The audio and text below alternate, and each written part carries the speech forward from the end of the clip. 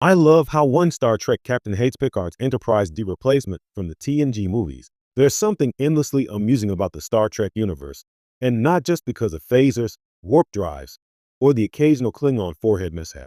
It's the tiny, human moments that reveal what even the most stoic Starfleet officers think about their own ships and the legacy of their predecessors.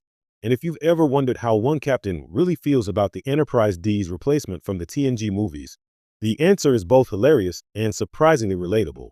The Enterprise D, as we all know, was a triumph of Starfleet engineering and narrative storytelling. Under Captain Jean-Luc Picard, she wasn't just a starship.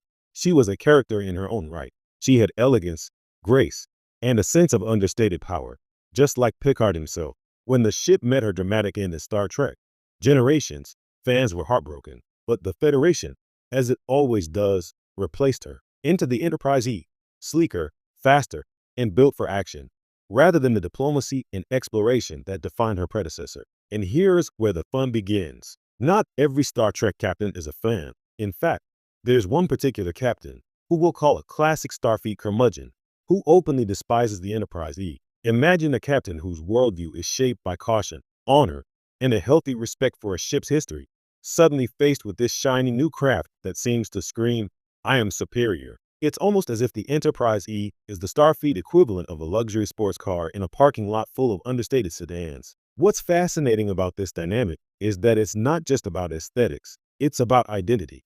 A starship, in the Star Trek universe, is an extension of its captain. The Enterprise D represented Picard's philosophy, measured, thoughtful, and willing to take risks for diplomacy. The Enterprise E, by contrast, feels built for spectacle. Faster phasers, advanced shields, bigger nacelles. It's essentially Starfleet flexing on the galaxy. And for our curmudgeonly captain, that is deeply off-putting. He sees it as the cinematic replacement of something he loved, stripped of its soul and stuffed with gadgets to impress an audience rather than serve the crew. There's a delightful irony here. Star Trek is a franchise obsessed with continuity, yet even within its universe, characters themselves sometimes react to continuity in ways that mirror fans. This captain's disdain for the Enterprise E is almost a meta-commentary on the tension between classic TNG fans and the cinematic spin-offs. It's as if the writers acknowledged that while the movies were visually thrilling, the heart of TNG, the human stories, the moral dilemmas, the character-driven drama, wasn't always fully captured by flashy new ships and explosive set pieces.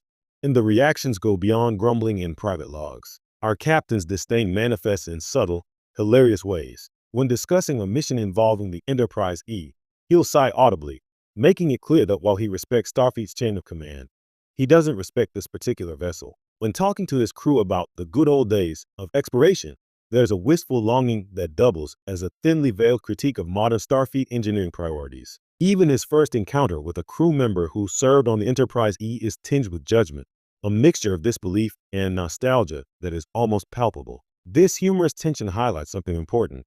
Star Trek's charm lies in its characters' humanity. Starships may be futuristic, but the captains and crews are entirely relatable.